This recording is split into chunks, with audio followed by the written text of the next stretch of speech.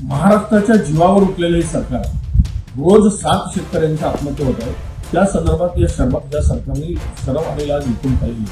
त्यांना ना कर्जमाफी मिळते, ना पीक विमा मिळतोय, ना संकटात सापडलेल्या शेतकऱ्याला मदत मिळते. आता शेतकरी आत्महत्या कमी झाल्या की काय म्हणून काल जलजीवन मिशनच्या हर्षल पाटील नावाच्या कंत्राटदाराने 1.5 कोटी रुपयाचं बिल मिळत नाही, कर्जबाजारी झालेला आहे, 1.5 वर्षापासून बिल मिळत नाही म्हणून स्वतःचं जीवन संपवून टाकलं आणि जगाचा निरोप देतो. आता शेतकऱ्यानंतर कंत्राटदार आत्महत्या करणार आणि आत्महत्येचा हा नवीन एक सुरू झाल्याचं आपल्याला या महाराष्ट्रातून बघायला मिळतात.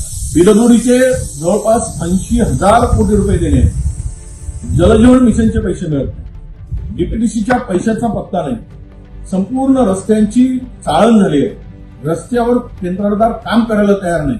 काय करणार, काय होणार आहे महाराष्ट्राचं? आणि आता तर जलजीवन मिशनच्या सरकारने आत्महत्या केली, पुढे पीडब्ल्यूडीचे सगळे आपले कंत्राटदार आत्महत्या करतील.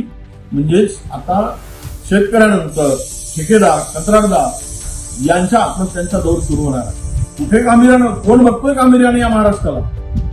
कंगाल करून ठेवलाय, भिकारी करून ठेवलाय. काल कोकाटे म्हणाले आता हेच खरं आहे की यांनी सत्तेच्या हव्यासापोटी महाराष्ट्राला विकून खाल्लंय आणि महाराष्ट्राला कंगाल करून सोडलाय. यांचा बंदोबस्त प्रत्येक निवडणुकीत केल्याशिवाय हे वटणीवर येणार नाही, हे सरळ होणार नाही आणि यांची भ्रष्ट झालेली बुद्धी ही शुद्ध होणार नाही. हा विचार आता महाराष्ट्रातील जनतेने करावा, अशीच आता विनंती करायची पाळी आमच्यावर आली.